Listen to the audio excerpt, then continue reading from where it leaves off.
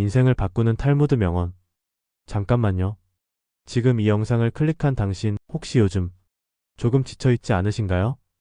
열심히 살고 있는데 뭔가 자꾸 제자리인 것 같고, 사람들한테 잘해줬는데 돌아오는 건 상처뿐이고, 열심히 말했는데 아무도 듣지 않는 것 같고, 분명히 최선을 다했는데 왜 이렇게 되어버렸는지 모르겠고, 저는 오늘 여러분께 오래된 이야기를 하나 드리려고 합니다. 지금으로부터 약 2000년 전 팔레스타인 땅의 작은 학당 안에서 한 랍비가 제자들에게 이렇게 물었습니다. 세상에서 가장 강한 자가 누구냐? 제자들이 대답했습니다.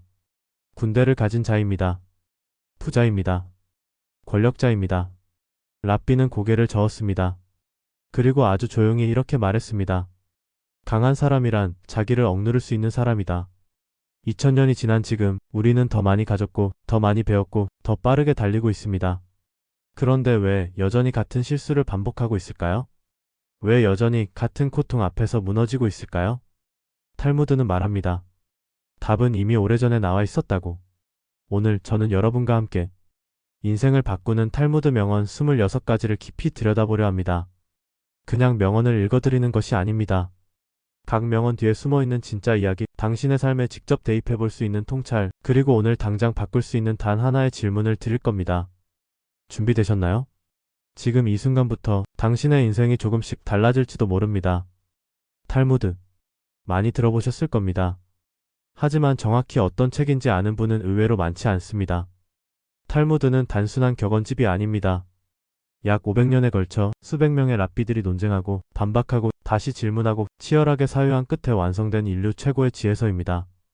그 분량만 해도 무려 63권, 2만 페이지가 넘습니다. 한 랍비가 어떤 주장을 하면 다른 랍비가 그건 틀렸다고 반박하고 또 다른 랍비가 둘 다 맞을 수도 있다고 중재하는 살아 숨쉬는 토론의 기록. 그것이 탈무드입니다. 유대인들은 이 책을 통해 수천 년간 박해와 추방을 견뎌냈습니다.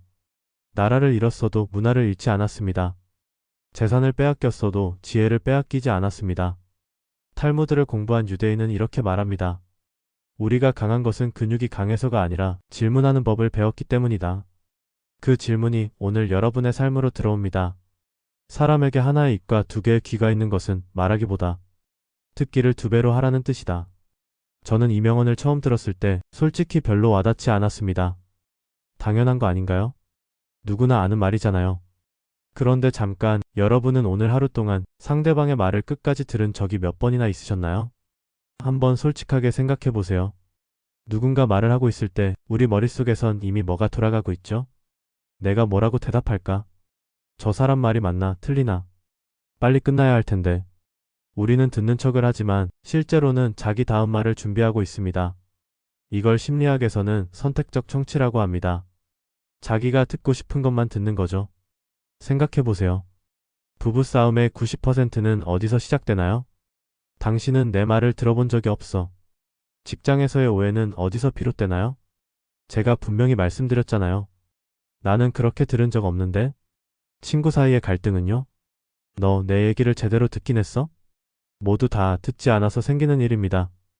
탈무드의 랍비들은 2000년 전에 이미 알았습니다. 인간이 만드는 문제의 대부분은 말을 너무 많이 해서가 아니라 듣지 않아서 발생한다는 것을. 그렇다면 진짜 듣기란 무엇일까요? 유대인 교육에 하브루타라는 전통이 있습니다. 짝을 지어 서로의 이야기를 듣고 질문하고 반박하고 다시 이해하는 과정입니다. 하지만 하브루타의 첫 번째 규칙은 이겁니다. 상대가 말을 마칠 때까지 절대 끊지 마라. 상대가 말을 끝냈을 때 당신이 해야 할 첫 번째 반응은 대답이 아닙니다. 질문입니다. 그래서 어떤 기분이었어? 그게 어떤 의미였어? 그때 어떤 생각이 들었어? 이 세 가지 질문 중 하나만 던져도 상대방은 느낍니다. 아, 이 사람은 나를 진짜로 듣고 있구나. 어떤 심리 실험이 있었습니다. 두 그룹으로 나눠서 한 그룹은 상대방에게 자기 고민을 들어달라고 했고 다른 그룹은 상대방에게 해결책을 달라고 했습니다. 결과는 어떻게 됐을까요? 해결책을 들은 그룹보다 그냥 들어준 그룹이 훨씬 더 큰 만족감을 보고했습니다. 사람은 해결을 원하기 전에 먼저 들어주기를 원합니다. 탈무드가 말하는 두 개의 귀의 비밀은 이겁니다. 귀는 언제나 열려있지만 입에는 문이 있다. 말하기 전에 그 문을 조금만 더 닫아두세요. 그 침묵의 공간에서 당신이 결코 알 수 없었던 것들이 흘러 들어옵니다. 오늘의 질문입니다. 오늘 나는 누군가의 말을 끝까지 들었는가? 승자는 눈을 밟아 길을 만들지만 패자는 눈이 녹기를 기다린다. 이 명언을 처음 들으면 맞아, 행동해야지라고 고개를 끄덕이게 됩니다. 근데 좀 더 생각해보면 이게 단순히 열심히 해라는 말이 아닙니다. 탈무드가 진짜 말하려는 건 이겁니다. 눈이 녹기를 기다리는 것은 조건이 완벽해지기를 기다리는 것이다. 여러분, 솔직히 말해보세요. 이런 생각 한 번쯤 해보셨죠? 돈만 좀 더 모이면 시작할 거야. 아이가 좀 더 크면 그때 해볼게. 이 일만 마무리되면 운동을 시작할 거야. 지금은 타이밍이 아니야. 좀 기다려야 해. 저도 그랬습니다. 완벽한 조건을 기다리면서 10년을 기다렸습니다. 돌이켜보면 그 10년 동안 완벽한 조건은 한 번도 오지 않았습니다. 이유가 있습니다. 눈이 녹으면 다음엔 장마가 옵니다. 장마가 끝나면 다음엔 폭염이 옵니다. 폭염이 지나면 다음엔 또 눈이 옵니다. 인생에는 영원히 완벽한 날씨가 없습니다. 헬렌 켈러는 눈도 멀고 귀도 들리지 않았습니다. 에디슨은 학교에서 퇴학당했습니다. 링컨은 20살이 넘도록 가난에서 벗어나지 못했습니다. 그들이 기다린 건 눈이 녹는 날이 아니었습니다. 그들은 눈 속에 발자국을 냈습니다. 탈무드에는 이런 이야기도 나옵니다. 어느 마을에 두 농부가 있었습니다. 둘 다 메마른 땅을 가지고 있었습니다. 한 농부는 말했습니다. 비가 와야 씨앗을 뿌릴 수 있지. 그는 비를 기다렸습니다. 다른 농부는 말했습니다. 씨앗을 뿌려야 비가 올 이유가 생기지. 그는 메마른 땅에 씨앗을 뿌렸습니다. 그해 여름 비는 두 농부의 밭에 똑같이 내렸습니다. 그런데 한 농부의 밭에는 싹이 올라왔고 다른 농부의 밭은 여전히 비어 있었습니다. 승자와 패자를 가르는 것은 능력이 아닙니다. IQ도 아닙니다. 타이밍도 아닙니다. 시작하는 사람이냐, 기다리는 사람이냐, 이 하나의 차이입니다. 그런데 이 말을 들으면서 이런 생각 드는 분도 계실 겁니다. 그래도 준비가 되어야 하잖아요. 무작정 뛰어들면 실패하는 거 아닌가요? 틀린 말이 아닙니다. 그래서 탈무드는 이렇게도 말합니다. 현명한 자는 서두르지 않지만 멈추지도 않는다. 준비와 실행은 동시에 일어날 수 있습니다. 발자국을 내면서 길을 배우는 겁니다. 여러분, 지금 이 순간 눈이 녹기를 기다리고 있는 것이 있으신가요? 오늘의 질문입니다. 내가 때가 되면 하겠다고 미뤄온 것은 무엇인가? 그리고 왜 지금은 안 된다고 생각하는가? 뛰어난 말에게도 채찍이 필요하다. 현인에게도 충고는 필요하다. 이 명언은 저에게 개인적으로 굉장히 가슴을 때렸던 말입니다.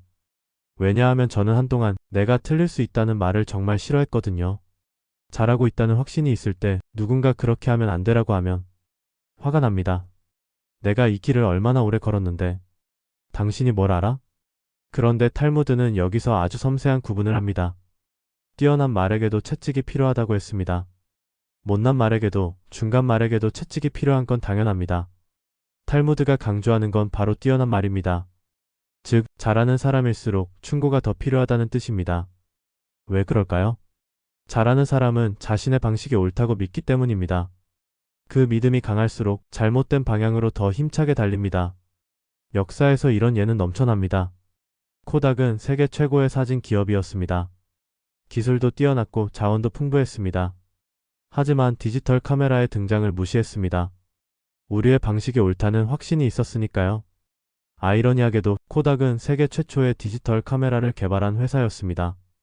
1975년에요. 그런데 경영진이 말했습니다. 이건 우리의 필름 사업을 망하게 할 거야. 폐기해. 뛰어난 회사였습니다. 하지만 충고를 듣지 않았습니다. 탈무드에서 가장 존경받는 랍비들의 공통점이 있습니다. 그들은 항상 제자들의 반박을 환영했습니다. 선생님, 그 부분은 틀린 것 같습니다. 이 말이 나왔을 때 랍비는 화를 내지 않았습니다. 오히려 이렇게 말했습니다. 좋아. 왜 그렇게 생각하는지 말해봐. 이게 탈무드의 토론 방식 하브루타의 핵심입니다. 틀릴 수 있다는 것을 전제로 대화하기. 세계 최고의 운동선수들도 코치를 둡니다. 테니스 세계 1위도 수영 금메달리스트도 모두 자기보다 실력이 못한 코치에게 조언을 구합니다. 왜일까요? 코치는 선수보다 실력이 없을 수 있습니다.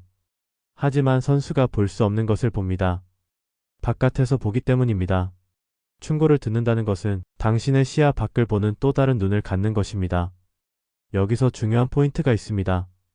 탈무드는 아무 채찍이 필요하다고 하지 않았습니다. 뛰어난 말에게 맞는 채찍이 필요하다고 했습니다. 즉, 충고도 골라 들어야 합니다. 당신을 시기하는 사람의 충고와 당신을 진심으로 걱정하는 사람의 충고는 다릅니다. 탈무드는 이렇게도 말합니다.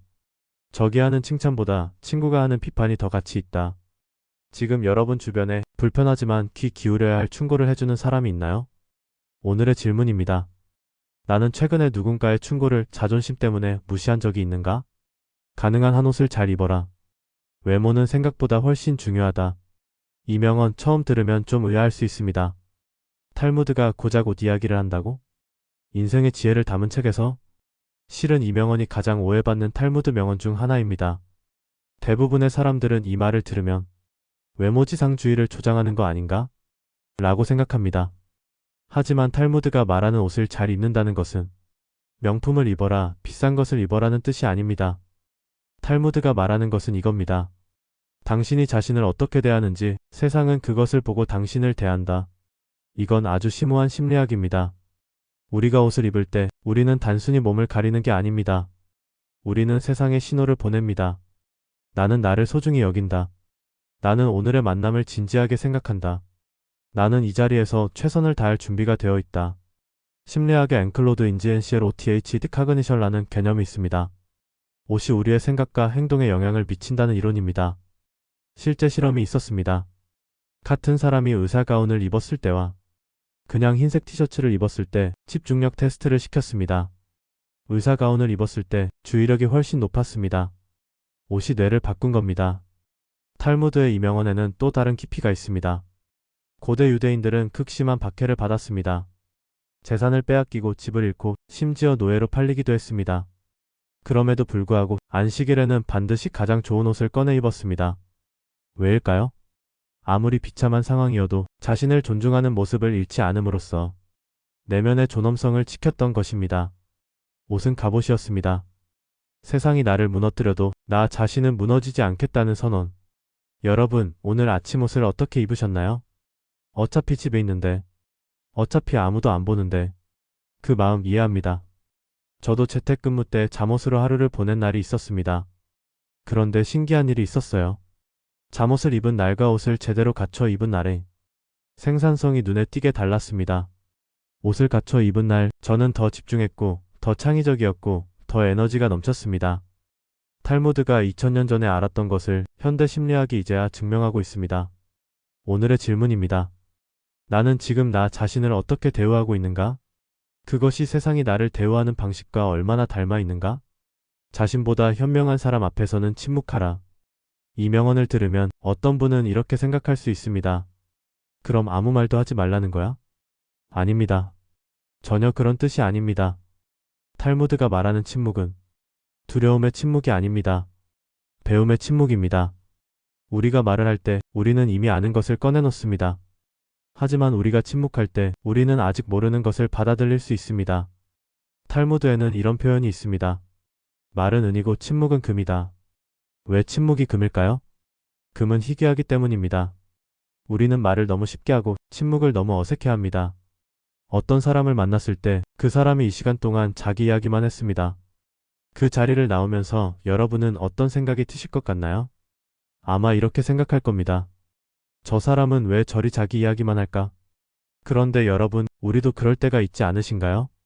대화는 하는데 사실은 상대방의 말이 귀에 들어오지 않을 때, 내 말이 끝나기 무섭게 다음 말을 준비할 때, 탈무드는 말합니다. 현명한 사람은 침묵으로 배우고 어리석은 사람은 말로 자신의 무지를 드러낸다. 실제로 세계적인 리더들의 공통점을 분석한 연구가 있습니다. 그들은 회의에서 가장 말을 적게 했습니다. 말이 없었던 게 아니라 말하기 전에 충분히 듣는 시간을 가졌습니다. 그리고 말할 때는 핵심만 정확하게 말했습니다. 침묵이 자신을 작게 만드는 것이 아닙니다. 침묵이 오히려 당신을 더 크게 보이게 합니다. 왜냐하면 침묵하는 사람은 나는 이미 충분히 알고 있어가 아니라 나는 아직 배울 것이 있어라는 태도를 보이기 때문입니다. 그 태도가 사람을 성장시킵니다. 지금 이 순간 여러분이 있는 자리에서 가장 현명한 사람은 누구인가요? 그리고 그 사람에게 마지막으로 진심으로 귀를 기울인 것이 언제였나요? 오늘의 질문입니다. 나는 지금 배우는 자리에 있는가? 아니면 증명하는 자리에 있는가? 한 잎에 동전이 들어있는 항아리는 요란스러운 소리를 내지만 동전이 가득 찬 항아리는 조용하다. 이 명언을 들으면 즉시 주변에 누군가가 떠오르는 분들이 계실 겁니다. 아, 맞아, 저 사람. 항상 자기가 얼마나 바쁜지, 얼마나 대단한 사람을 만났는지, 얼마나 어려운 일을 해냈는지 이야기하는 사람. SNS에는 매일 성공 인증을 올리고 대화 중에는 자신의 업적을 끊임없이 강조하는 사람.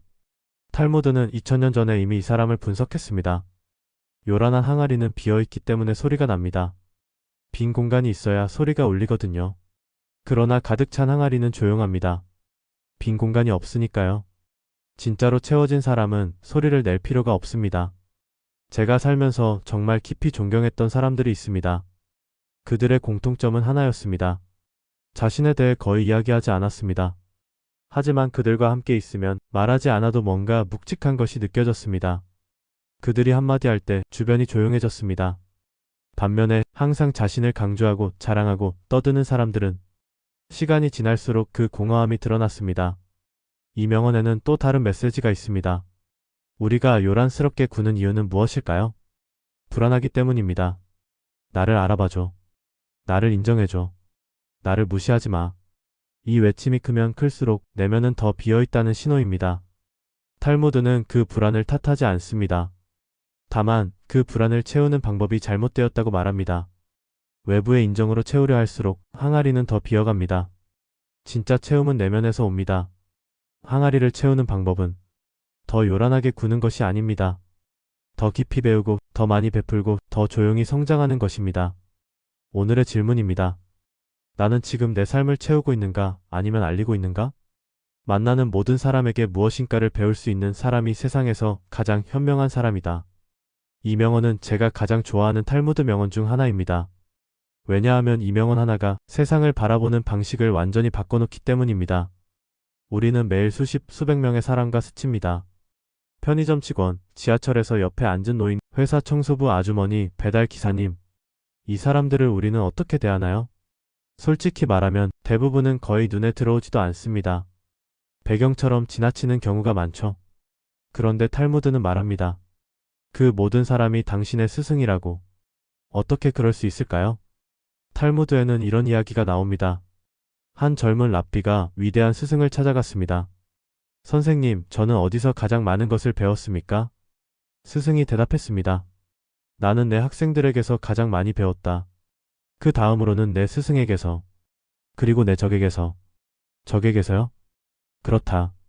내 친구는 내 단점을 모른 척하지만 내 적은 내 단점을 정확하게 찾아내어 공격한다. 그래서 나는 내 적을 통해 내가 어디가 부족한지 배웠다. 대단한 통찰입니다. 칭찬을 해주는 사람한테서는 우리가 이미 잘하고 있는 것을 확인합니다.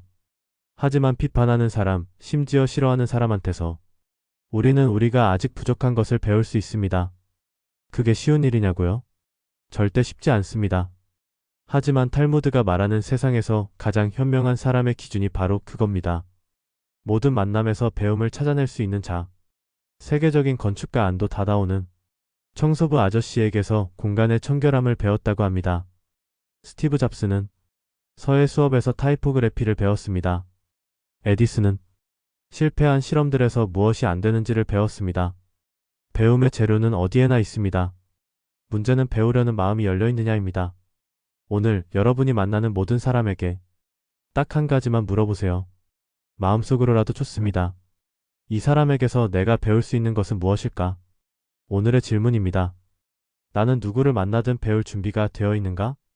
아니면 나를 가르쳐 줄 만한 사람을 고르고 있는가? 물고기가 입으로 낚싯바늘을 물어잡히듯 인간 또한 언제나 그 입이 문제다. 이 명언은 굉장히 직접적입니다. 그리고 굉장히 아픕니다. 왜냐하면 우리 모두 알고 있기 때문입니다. 입이 화근이라는 것을. 그러면서도 계속 같은 실수를 반복합니다. 왜 그때 그 말만 안 했더라면? 내가 왜 그걸 SNS에 올렸을까?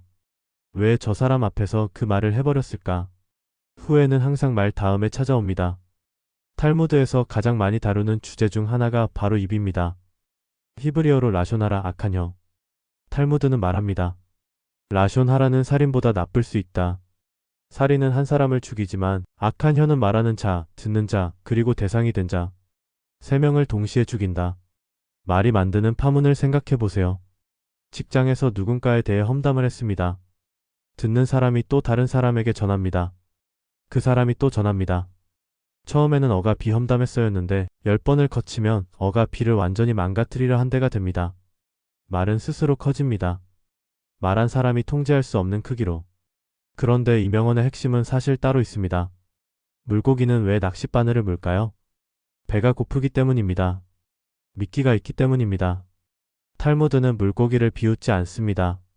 물고기의 본능은 이해합니다. 그런데 인간은 물고기와 달리 이성이 있습니다.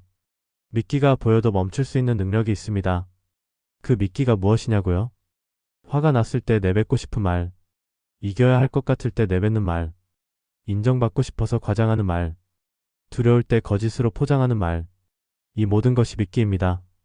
그리고 우리는 자꾸 그 미끼를 붑니다. 탈무드 랍비들은 말하기 전에 이런 질문을 했다고 합니다. 이 말은 사실인가? 이 말은 필요한가? 이 말은 친절한가? 이 세 가지 질문에 모두 예가 나오지 않으면 말하지 않습니다. 저는 개인적으로 이 명언 덕분에 인생에서 가장 큰 실수를 막은 적이 있습니다.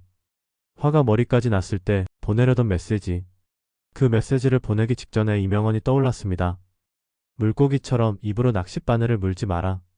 저는 그 메시지를 지웠습니다. 다음날 아침 그 분노가 얼마나 작은 것이었는지 알았습니다. 말 한마디를 아꼈더니 관계 하나를 살렸습니다. 오늘의 질문입니다. 나는 오늘 내뱉을 뻔했던 말을 삼킨 적이 있는가? 있다면 그것이 나를 어떻게 지켰는가? 지혜로운 사람은 본 것을 이야기하고 어리석은 사람은 들은 것을 이야기한다. 이 명언을 들으면 현대 사회에 이렇게 딱 맞는 말이 있을까 싶습니다. 우리는 지금 정보 홍수 시대에 살고 있습니다. 하루에 우리에게 쏟아지는 정보의 양은 1800년대 사람이 평생 접하는 정보보다 많습니다. 그리고 그 정보 중 얼마나 많은 것이 들은 것으로 전달되고 있을까요? 야, 나 들었어? 걔가 그랬대. 어디서 들었어? 누군가가 그러던데. 어디서? 몰라, 그냥 다들 그러던데. 얼마나 익숙한 장면인가요? 탈무드의 이 명언은 가짜 뉴스, 소문, 편견의 뿌리를 정확히 짚습니다. 우리는 들은 것을 본 것처럼 말합니다. 그리고 그 과정에서 진실이 왜곡됩니다. 탈무드에서 말하는 본 것은 단순히 눈으로 본 것만이 아닙니다. 직접 경험한 것, 내가 생각하고 판단한 것, 내가 검증한 것, 이 세 가지가 본 것의 범위에 들어갑니다. 반면 들은 것은 누군가가 그렇게 말했으니 맞겠지. 원래 그런 사람이래. 다들 그렇게 생각하던데. 이걸 그대로 입에서 입으로 옮기는 것이 어리석은 자의 이야기입니다. 소크라테스도 비슷한 이야기를 했습니다. 나는 하나만 안다. 내가 아무것도 모른다는 것을. 자신이 직접 보고 경험하지 않은 것에 대해서는 모른다고 말할 수 있는 용기. 그게 지혜의 출발점입니다. 이 명언이 현대인에게 주는 메시지는 이겁니다. SNS에서 본 것이 들은 것인지 진짜 본 것인지 구분하라. 우리는 가본 적 없는 나라의 정치를 비판하고 먹어본 적 없는 음식의 맛을 알고 만나본 적 없는 사람의 인격을 판단합니다. 모두 들은 것으로. 그리고 그것이 자신의 의견인 것처럼 말합니다. 탈무드는 그것을 어리석음이라고 부릅니다. 지금 여러분이 강하게 믿고 있는 것 중 실제로 직접 경험하고 확인한 것은 얼마나 될까요? 오늘의 질문입니다. 내가 다른 사람에게 전달한 마지막 정보는 내가 직접 본 것이었나, 들은 것이었나? 강한 사람이란 자기를 억누를 수 있는 사람과 적을 벗으로 바꿀 수 있는 사람이다. 이 명언은 두 부분으로 되어 있습니다. 각각 떼어 놓아도 강력하고 합치면 더 강력합니다. 먼저 첫 번째. 강한 사람이란 자기를 억누를 수 있는 사람이다. 우리는 보통 강함을 이렇게 정의합니다. 힘이 세다. 두려움 없이 싸운다. 아무에게도 치지 않는다. 그런데 탈무드는 완전히 다른 정의를 내립니다. 가장 강한 전투는 외부가 아니라 내부에서 벌어진다고. 자기를 억누른다는 것은 구체적으로 무엇일까요? 화가 났을 때 말하지 않는 것. 욕심이 날 때 멈추는 것. 두려울 때 도망가지 않는 것. 편하고 싶을 때 일하는 것. 이 모든 것이 자기 억제입니다. 동양에서는 이걸 극기라고 합니다. 자기 자신을 이기는 것.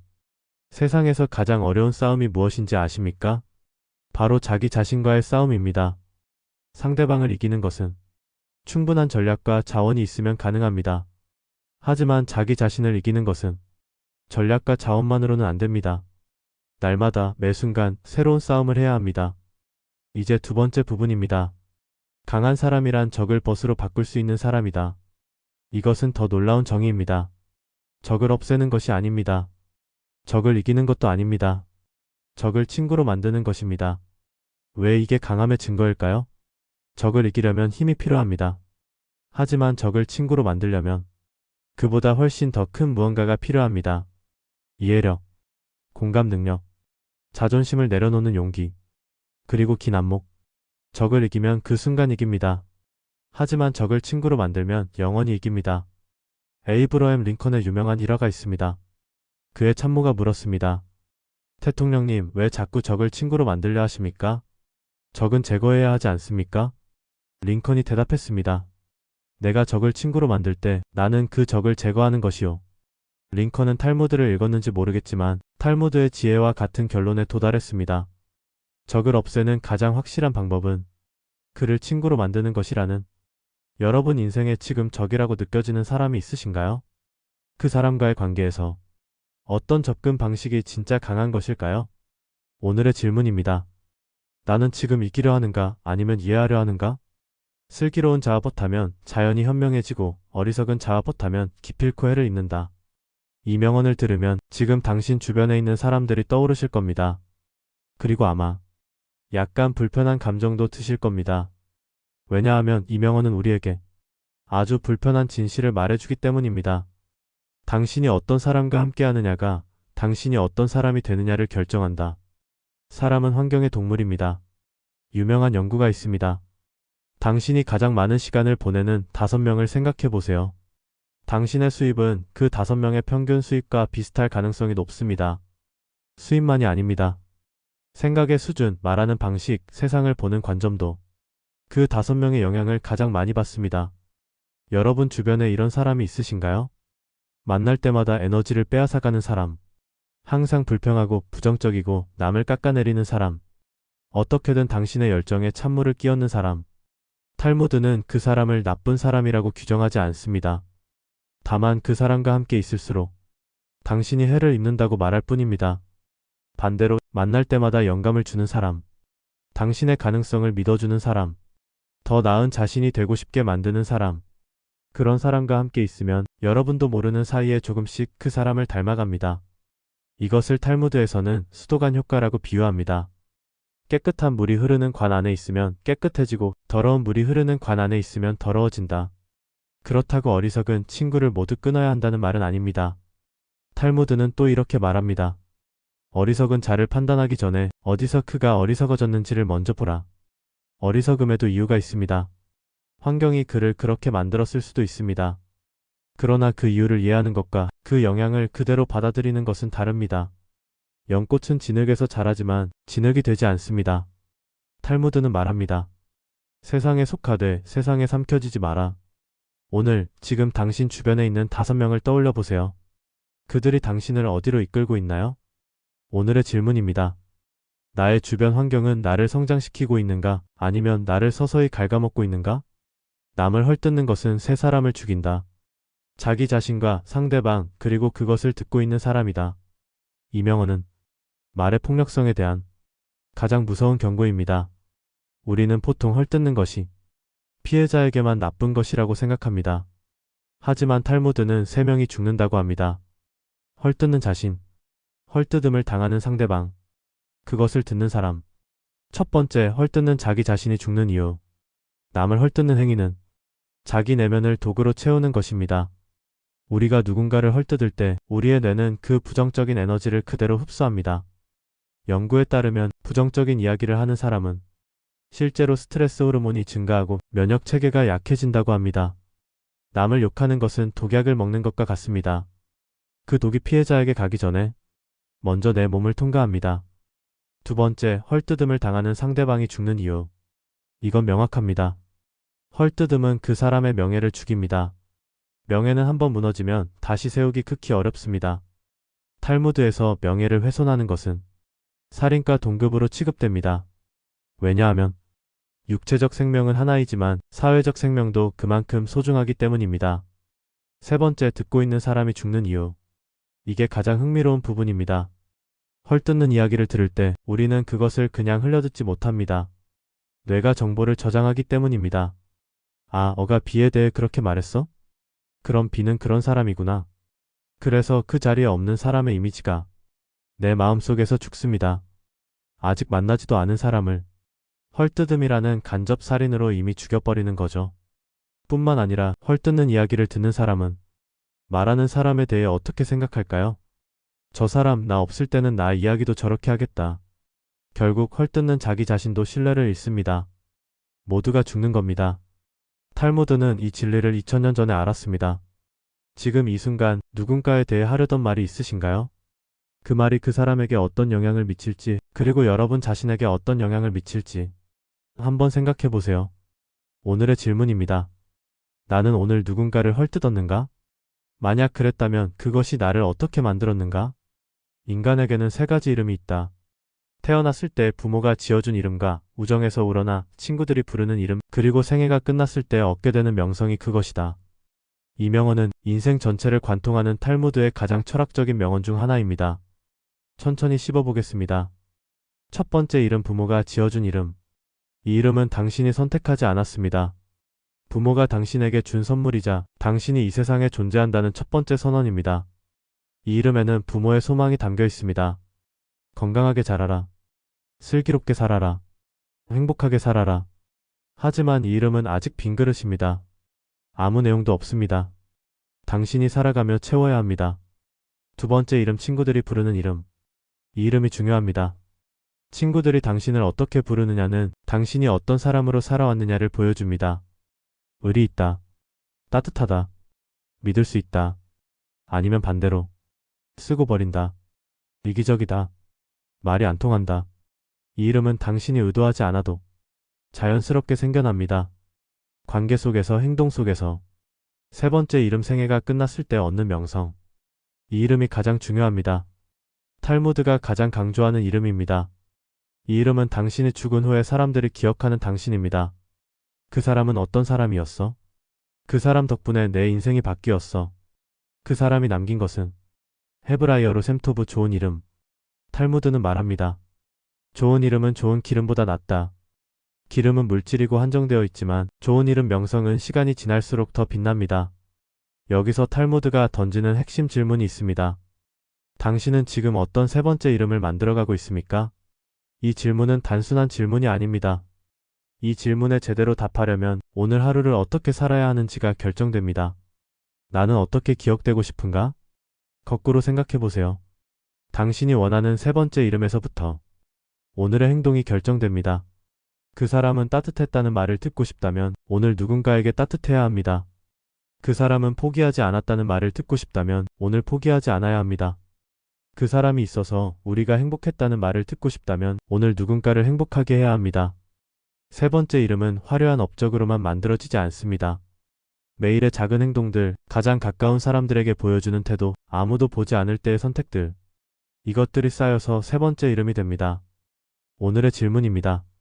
내가 세상을 떠났을 때 나를 아는 사람들이 나를 어떻게 기억해 주기를 바라는가? 그리고 오늘 나는 그 기억을 만드는 삶을 살았는가? 향수 가게에 들어가면 향수를 사지 않고 나와도 몸에서 향기가 난다. 피어 가게에 들어가면 가죽을 사지 않았더라도 고약한 냄새가 몸에 밴다. 향수 가게에 들어가면 향수를 살 돈이 없어도 향수를 원하지 않아도 그냥 그 공간에 있는 것만으로 몸에 향기가 배어나옵니다. 피어 가게에 들어가면 가죽을 살 생각이 없어도 냄새가 싫어도 그냥 그 공간에 있는 것만으로 냄새가 몸에 밴니다. 환경은 우리가 선택하든 선택하지 않든 우리에게 영향을 미칩니다. 탈무드의 이 지혜가 현대에 얼마나 적용되는지 보세요. 어떤 유튜브 채널을 자주 보느냐, 어떤 책을 읽느냐, 어떤 뉴스를 소비하느냐, 어떤 사람들의 SNS를 팔로우하느냐, 이것들이 모두 가게입니다. 당신이 매일 드나드는 가게. 그 가게에서 당신은 무엇을 사지 않아도 그 분위기와 냄새가 몸에 배어나옵니다. 매일 불안을 자극하는 뉴스를 소비하면 아무것도 결정하지 않아도 불안해집니다. 매일 성공한 사람들의 이야기만 보면 아무것도 하지 않아도 자기 비하가 옵니다. 반대로 매일 성장을 이야기하는 콘텐츠를 접하면 아무것도 안 해도 성장하고 싶은 마음이 생깁니다. 매일 감사를 나누는 커뮤니티에 있으면 아무것도 안 해도 감사하는 마음이 커집니다. 이것이 향수 가게의 법칙입니다. 중요한 것은 우리는 어떤 가게에 들어갈지 선택할 수 있다는 겁니다. 물론 쉽지 않습니다. 이미 피어 가게에 깊이 들어가 있다면 향수 가게로 이동하는 것이 두렵고 낯설 수 있습니다. 하지만 탈무드는 말합니다. 당장 가게를 바꾸지 못해도 매일 잠깐이라도 향수 가게에 들러라. 작은 노출도 차이를 만듭니다. 오늘의 질문입니다. 나는 지금 어떤 가게에 있는가? 그 가게의 향기가 나를 어디로 데려가고 있는가? 상대에게 한 번 속았을 땐 그 사람을 탓하라. 그러나 그 사람에게 두 번 속았거든 자신을 탓하라. 이 명언은 탈무드에서 가장 냉철한 명언 중 하나입니다. 동시에 가장 해방감을 주는 명언 중 하나입니다. 어떻게 그럴 수 있을까요? 한 번 속는 것은 당신의 잘못이 아닙니다. 당신이 순수했거나 상대가 영리했거나 운이 없었거나 탈무드는 이것을 명확히 합니다. 그 사람을 탓하라. 즉, 당신의 잘못이 아니라고 인정합니다. 이건 피해자를 탓하지 않는 관점입니다. 처음 속은 것에 대해 스스로를 자책하지 않아도 됩니다. 그런데 두 번 속는 것은 다릅니다. 두 번 속는다는 것은 내가 이미 신호를 받았음에도 여전히 같은 선택을 했다는 뜻입니다. 이건 이미 나에게 정보가 있었습니다. 이 사람은 한 번 날 속였어. 이 관계는 내게 해로웠어. 이 상황은 위험할 수 있어. 그런데도 다시 들어갔다면 그건 내 선택의 문제입니다. 이 명언이 해방감을 주는 이유가 여기 있습니다. 내가 왜 이렇게 살아왔을까? 왜 나는 항상 이런 사람만 만날까? 왜 나는 계속 같은 실수를 반복할까? 이 질문들의 탈무드가 답을 줍니다. 첫 번째는 운이었다. 두 번째부터는 패턴이다. 패턴을 인식하는 순간 변화가 시작됩니다. 이 명언에서 자신을 탓하라는 말은 자기 비하를 하라는 게 아닙니다. 자신에게서 원인을 찾아라는 뜻입니다. 그것이 오히려 힘을 가져다 줍니다. 왜냐하면 상대방을 탓하면 내가 할 수 있는 게 없습니다. 저 사람이 나쁜 사람이니까 어쩔 수 없어. 하지만 자신을 탓하면, 정확히는 자신에게서 원인을 찾으면 내가 변할 수 있습니다. 나는 왜 이 신호를 무시했을까? 다음에는 어떻게 다르게 행동할까? 그것이 성장입니다. 여러분 인생에서 반복되는 패턴이 있나요? 비슷한 유형의 사람에게 계속 상처받거나, 비슷한 상황에서 계속 실패하거나, 비슷한 이유로 계속 관계가 끊어지거나. 탈무드는 말합니다. 그 패턴 안에서 당신만이 변하지 않고 있는 공통점을 찾아라. 오늘의 질문입니다. 내 인생에서 반복되는 패턴은 무엇인가? 그리고 그 패턴에서 내가 바꿀 수 있는 것은 무엇인가? 현명한 사람과 함께 걷는 사람이라면 누구나 현명한 사람이 될 수 있다. 이 명언은 누구와 함께 걸어가느냐로 희망을 말합니다. 누구나 현명한 사람이 될 수 있다. 이 말의 위력을 느끼셨나요? 탈무드는 지혜가 타고나는 것이 아니라고 말합니다. 현명함은 유전이 아닙니다. 환경과 선택으로 만들어지는 것입니다. 역사 속에서 가장 현명한 사람들의 공통점 중 하나는 위대한 스승이나 멘토가 있었다는 겁니다. 아리스토텔레스는 플라톤과 함께 걸었습니다. 플라톤은 소크라테스와 함께 걸었습니다. 스티브 잡스는 크리에이티브 멘토들과 함께 걸었습니다. 워런 버핏은 벤저민 그레이엄과 함께 걸었습니다. 그 걸음이 그들을 만들었습니다. 그런데 여기서 중요한 포인트가 있습니다. 함께 걷는다는 것은 그냥 옆에 있는 게 아닙니다. 같은 방향을 향해 같은 속도로 서로를 보며 걷는 것입니다. 진짜 멘토는 여러분보다 훨씬 앞에 있어서 보이지도 않는 사람이 아닙니다. 진짜 멘토는 여러분의 발걸음을 살피며 옆에서 같이 걸어주는 사람입니다. 그렇다면 어디서 이런 사람을 찾을 수 있을까요? 탈무드 시대의 유대인들은 이렇게 했습니다. 좋은 책을 읽었습니다. 책 속에서 현인과 함께 걸었습니다. 마르쿠스 아우렐리우스와 함께, 링컨과 함께, 세종대왕과 함께. 그들의 생각을 읽고 그들의 고민을 공유하고 그들의 결정에서 배웠습니다. 책은 시공간을 초월한 동행입니다. 오늘 여러분이 읽고 있는 책, 보고 있는 유튜브, 팔로우하는 사람들. 그들이 여러분의 걷는 방향을 결정합니다. 지금 여러분이 이 영상을 보고 있다는 것은 이미 현명한 선택을 하고 있다는 증거입니다.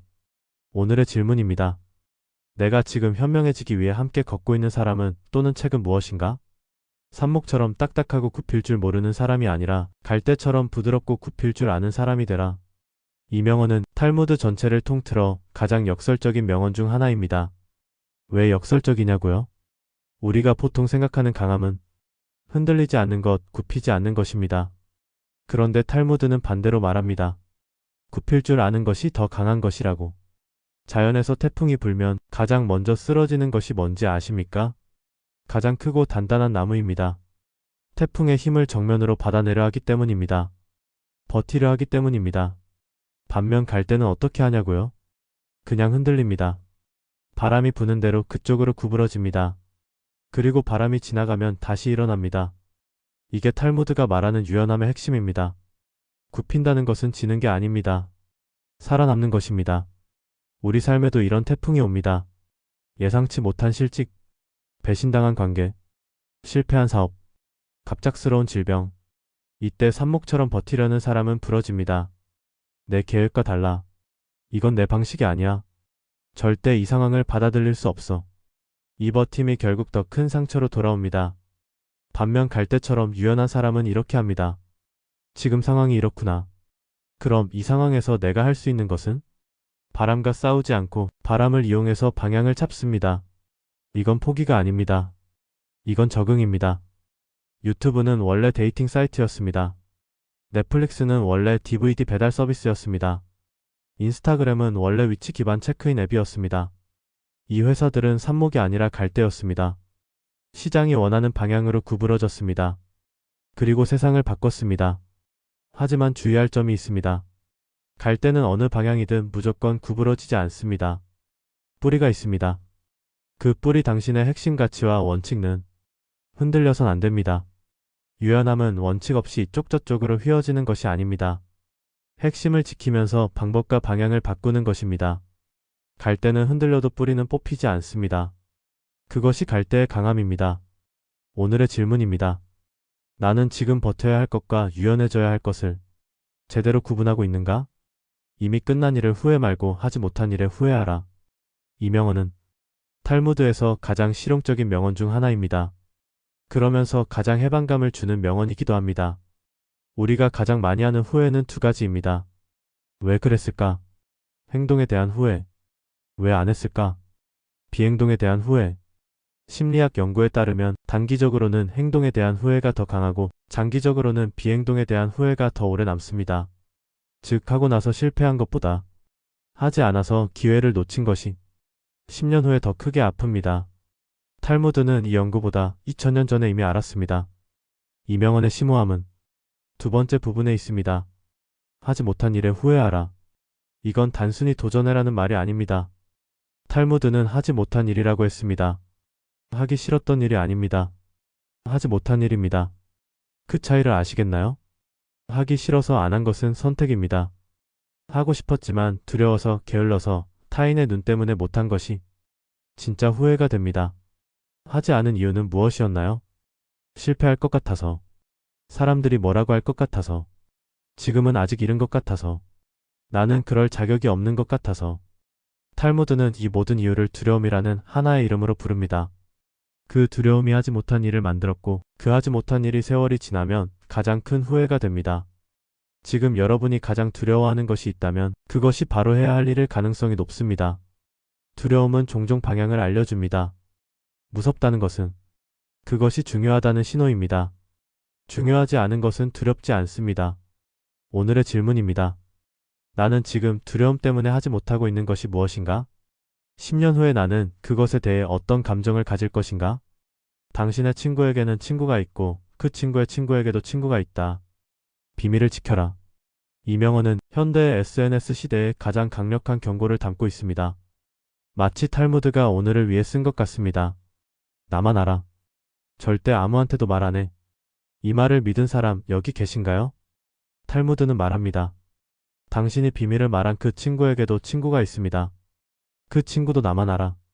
절대 아무한테도 말 안 해라고 말하며 또 다른 친구에게 말할 겁니다.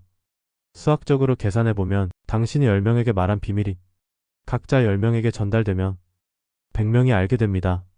그 100명이 각자 10명에게 말하면 1000명이 됩니다. 인터넷 시대에는 이 속도가 무한히 빨라집니다. 어제 오늘의 일이 내일 뉴스가 될 수 있습니다.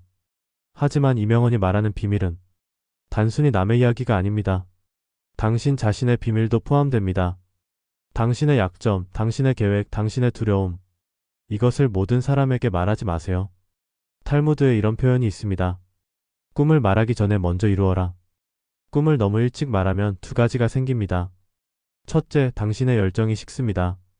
말로 표현된 에너지가 행동으로 가야 할 에너지를 대체합니다. 말했으니 된 것 같은 착각이 옵니다. 둘째, 당신의 적이 준비할 시간을 줍니다. 선의가 있는 사람만 그 말을 듣는 게 아닙니다. 가장 현명한 사람들은 말이 적습니다. 그들은 계획을 말하지 않고 실행합니다. 이미 이룬 다음에 이야기합니다. 비밀을 지키는 것은 다른 사람을 위한 것이기도 하지만 무엇보다 자신을 위한 것입니다. 오늘의 질문입니다. 나는 말해야 할 것과 침묵해야 할 것을 제대로 구분하고 있는가? 질문하는 사람은 5분 동안 바보가 되지만 질문하지 않는 사람은 평생 바보가 된다. 이 명언을 들으면 바로 학교 시절이 떠오르는 분들이 많으실 겁니다. 모르는 것이 있었는데 손을 들기가 창피해서 그냥 넘어갔던 기억. 나중에 시험에서 그 부분이 나왔던 기억. 그런데 이건 학교에서만의 이야기가 아닙니다. 어른이 되어도 같은 일이 일어납니다. 회의 중에 모르는 용어가 나왔습니다. 손을 들어 그게 무슨 말이에요? 라고 묻기가 창피합니다. 그냥 아는 척 고개를 끄덕입니다. 나중에 그것 때문에 큰 실수를 합니다. 탈무드 유대인 교육의 핵심이 바로 질문입니다. 탈무드 자체가 질문으로 이루어진 책입니다. 랍비가 가르치고 나면 제자들은 반드시 질문을 해야 했습니다. 질문이 없으면 이해가 없다는 뜻이었으니까요. 유대인 가정에서는 저녁 식사 때 아이들이 오늘 어떤 좋은 질문을 했어? 라고 묻는다고 합니다. 오늘 뭐 배웠어? 가 아니라 질문에는 두 가지 힘이 있습니다. 첫째, 모르는 것을 알게 해줍니다. 이건 당연한 겁니다. 둘째, 이미 아는 것을 더 깊이 이해하게 해줍니다. 이게 더 중요합니다. 어떤 것을 안다고 생각할 때 그것에 대해 왜? 라고 질문해보세요. 왜 이게 맞을까? 왜 이게 중요할까? 왜 이 방법이어야 할까? 이 질문들이 지식을 지혜로 만듭니다.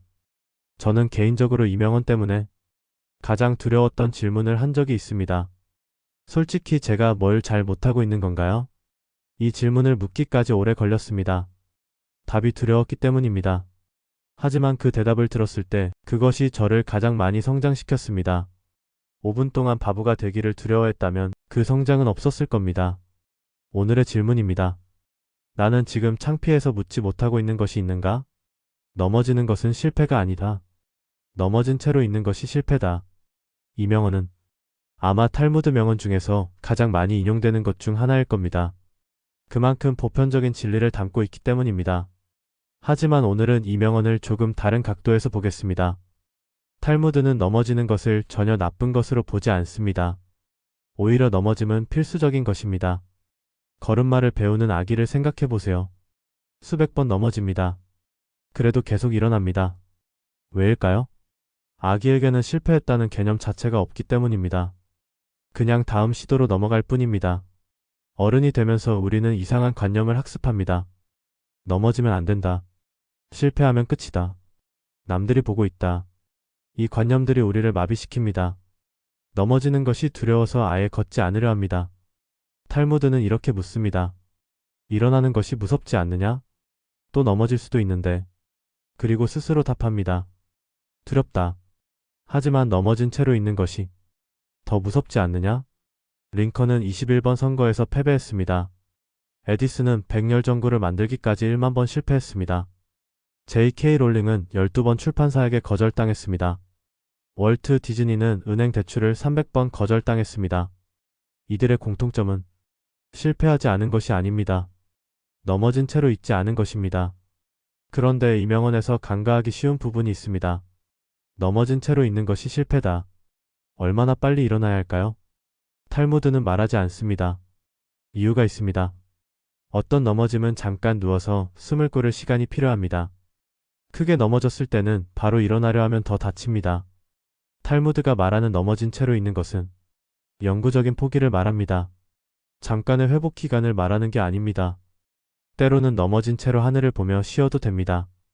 그런데 그 하늘을 보면서 이렇게 생각해야 합니다. 이 하늘이 저 위에서 나를 보고 있는 것처럼 나는 언젠가 다시 일어나 저 하늘을 볼 것이다. 지금 여러분이 넘어진 자리에 있다면 잠깐 쉬어도 됩니다. 하지만 그 자리가 영원한 자리가 되어서는 안 됩니다. 오늘의 질문입니다. 나는 지금 넘어진 것인가 아니면 포기하려는 것인가? 그 두 가지는 어떻게 다른가? 혼자 가면 빠르지만 함께 가면 멀리 간다. 이 명언은 아프리카 속담으로도 알려져 있지만 탈무드에도 같은 정신이 깊이 새겨져 있습니다. 두 사람이 함께 공부하면 한 사람이 공부할 때보다 2배 이상의 것을 배운다. 왜 이런 일이 일어날까요? 탈무드 공부법 하브루타에서 그 답을 찾을 수 있습니다. 혼자 공부하면 자기 이해 한계 안에서 머뭅니다. 함께 공부하면 상대방이 내가 보지 못한 것을 보여줍니다. 혼자 가는 것이 빠른 이유는 다른 사람을 맞출 필요가 없기 때문입니다. 내 페이스, 내 방향, 내 선택. 하지만 혼자 가는 사람에겐 한계가 있습니다. 지쳤을 때 쉬어야 합니다. 길을 잃었을 때 물어볼 사람이 없습니다. 무거운 것을 들 때 혼자 들어야 합니다. 반면 함께 가는 사람들은 한 명이 지치면 다른 사람이 속도를 줄여줍니다. 한 명이 길을 잃으면 다른 사람이 찾아줍니다. 무거운 것은 나누어 듭니다. 그래서 더 멀리 갑니다. 이 명언이 단순히 팀워크가 중요하다는 말로 들리실 수 있습니다. 하지만 탈무드가 진짜 말하는 건 이겁니다. 당신이 가려는 곳이 얼마나 멀리인지가 혼자 갈지 함께 갈지를 결정한다. 당신의 꿈이 한 달 안에 이룰 수 있는 것이라면 혼자 가도 됩니다. 빠른 게 낫습니다. 하지만 당신의 꿈이 10년, 20년을 봐야 하는 것이라면 함께 갈 사람을 찾아야 합니다. 인류의 위대한 업적 중 혼자 이룬 것은 거의 없습니다. 달에 간 것은 아폴로 11호의 3명이었지만 실제로 그 프로젝트에는 40만 명이 참여했습니다. 지금 여러분이 가려는 곳은 어디인가요? 그 길이 얼마나 먼 곳인가요? 혼자서 가려 하고 있진 않으신가요? 오늘의 질문입니다. 나는 지금 빠르게 가려 하는가, 아니면 멀리 가려 하는가? 그 목적지에 맞는 여정 방식을 선택하고 있는가? 돈을 잃으면 조금 잃는 것이고, 명예를 잃으면 많이 잃는 것이다. 그러나 용기를 잃으면 모든 것을 잃는 것이다. 이 명언은 탈무드에서 가장 극적인 명언입니다. 3개의 문장이 점층적으로 무게를 높여갑니다. 첫 번째, 돈을 잃으면 조금 잃는 것이다. 돈은 다시 벌 수 있습니다. 돈은 숫자입니다. 0에서 다시 시작할 수 있습니다. 파산한 억만장자들이 다시 억만장자가 된 사례는 수도 없이 많습니다. 도널드 트럼프는 파산을 여러 번 경험했습니다. J.K. 롤링은 기초생활수급자였습니다. 스티브 잡스는 자신이 창업한 회사에서 쫓겨났습니다. 돈을 잃어도 다시 시작할 수 있습니다. 두 번째, 명예를 잃으면 많이 잃는 것이다. 명예는 돈보다 회복하기 어렵습니다. 한번 더럽혀진 이름은 세월이 흘러도 완전히 복원되지 않습니다. 사람들의 기억은 선명한 나쁜 기억을 오래 붙잡습니다. 이것을 심리학에서는 부정성 편향이라고 합니다. 좋은 것 10번보다 나쁜 것 1번이 더 강하게 기억에 새겨집니다. 그래서 명예를 잃는 것은 돈보다 더 큰 상실입니다. 세 번째, 용기를 잃으면 모든 것을 잃는 것이다. 이것이 핵심입니다. 용기를 잃은 사람은 어떻게 됩니까? 돈을 잃어도 다시 벌 엄두를 내지 못합니다. 명예를 잃어도 회복하려 하지 않습니다. 용기는 모든 것의 전제 조건입니다. 돈을 버는 것도 용기가 필요합니다. 관계를 유지하는 것도 용기가 필요합니다. 진실을 말하는 것도 용기가 필요합니다. 새로운 것을 시작하는 것도 용기가 필요합니다. 탈무드에서 용기는 단순히 두려움이 없는 상태가 아닙니다. 히브리어로 용기를 에모츠라고 하는데 이 단어의 어원은 굳건히 선다입니다. 두려움이 있어도 서 있는 것, 흔들려도 넘어지지 않는 것. 그것이 탈무드가 말하는 용기입니다. 마크 트웨인의 말을 빌리면 용기는 두려움이 없는 것이 아니다. 두려움에도 불구하고 움직이는 것이다. 오늘 여러분 용기를 잃고 계신 것이 있나요? 어떤 한 부분에서라도 좋습니다. 그 작은 용기를 다시 찾는 것이 당신의 모든 것을 되찾는 시작이 될 수 있습니다. 오늘의 질문입니다. 나는 지금 어떤 두려움 때문에 용기를 잃고 있는가? 그리고 그 두려움 앞에서 한 발짝이라도 내딛는다면 어떤 일이 일어날까? 부자가 되는 것은 얼마나 많이 가졌느냐가 아니라 얼마나 적게 원하느냐에 달려있다. 이 명언은 탈무드 경제학의 핵심입니다. 우리가 살고 있는 시대는 끊임없이 욕망을 자극합니다. 더 큰 차, 더 좋은 집, 더 최신 스마트폰, 더 높은 연봉. 소비사회는 우리에게 이렇게 말합니다. 당신은 아직 부족해. 이것만 있으면 당신의 삶이 완전해질 거야. 그래서 우리는 계속 달립니다. 더 많이 벌어서 더 많이 가지려고. 그런데 신기한 일이 있습니다. 연봉이 오르면 행복해질 것 같았는데 오르고 나면 또 부족합니다. 집이 넓어지면 행복해질 것 같았는데 넓어지고 나면 또 작게 느껴집니다. 이것을 심리학에서 쾌락의 챗바퀴 키어다닉 트레드밀라고 합니다. 우리는 더 많이 가져도 행복의 기준이 같이 올라가서 항상 제자리입니다. 탈무드는 2000년 전에 이 함정을 알았습니다. 그래서 다른 해법을 제시합니다. 얼마나 많이 가졌느냐가 아니라 얼마나 적게 원하느냐를 변수로 바꾸라고. 이것이 진짜 부자의 방정식입니다. 행복 가진 것 원하는 것. 가진 것을 늘리려는 것이 일반적인 접근입니다. 탈무드는 원하는 것을 줄이라고 합니다. 원하는 것을 줄인다는 건 포기하라는 말이 아닙니다. 정말 원하는 것과 그냥 원한다고 착각하는 것을 구분하라는 겁니다. 여러분이 진짜로 원하는 것은 무엇인가요? 대부분의 경우 우리가 원한다고 생각하는 것들이 실제로는 남들이 원하는 것, 광고가 원하게 만든 것, 두려움 때문에 원하는 것인 경우가 많습니다. 탈무드의 랍비들은 이런 연습을 했다고 합니다. 안식일이 되면 모든 일을 멈췄습니다. 아무것도 사지 않고 만들지 않고 거래하지 않았습니다. 그 침묵의 공간에서 내가 진짜 원하는 것이 무엇인가를 물었습니다. 현대의 안식일 개념은 이렇습니다. 주기적으로 디지털 디톡스를 하는 것, SNS를 끄고 비교를 멈추고 나 자신의 목소리를 듣는 것. 오늘의 질문입니다. 내가 원한다고 생각하는 것들 중 진짜 내가 원하는 것은 무엇이고 남들의 눈에 보여지기 위해 원하는 것은 무엇인가? 운명은 내가 태어날 때 결정되지 않는다. 내가 어떻게 사느냐에 따라 결정된다. 이 명언은 탈무드의 자유의지에 대한 가장 강력한 선언입니다.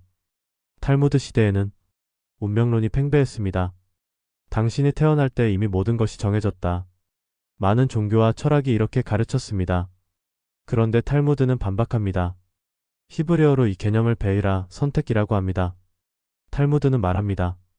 신이 인간에게 준 가장 큰 선물은 선택할 수 있는 자유다.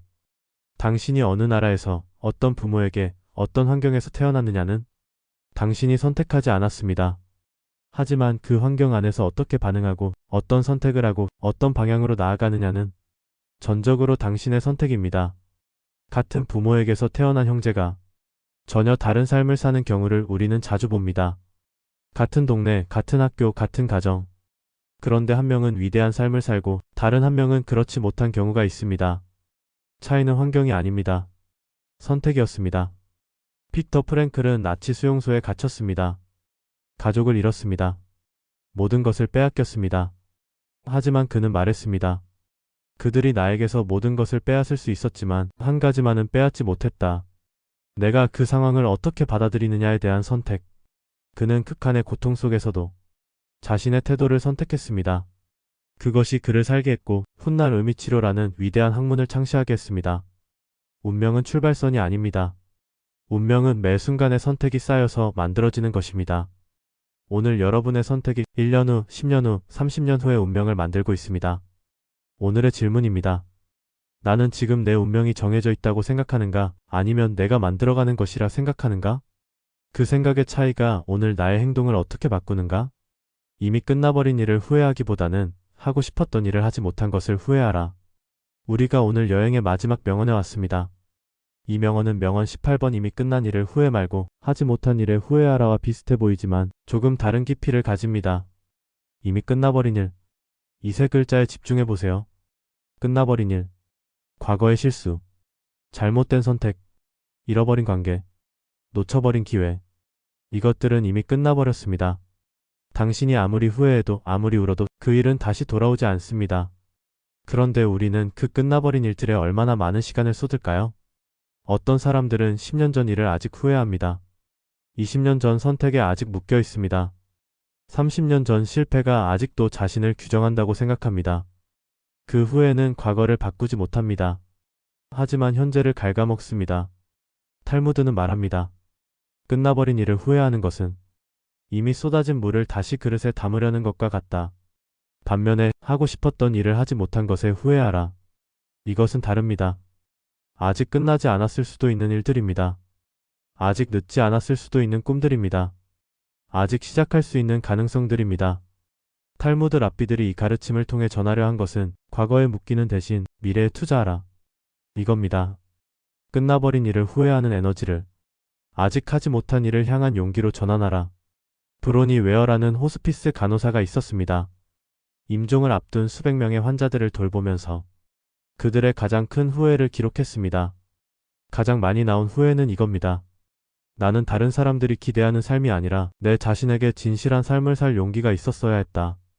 나는 일을 그렇게 열심히 하지 않아도 됐다. 나는 내 감정을 표현할 용기가 있었어야 했다.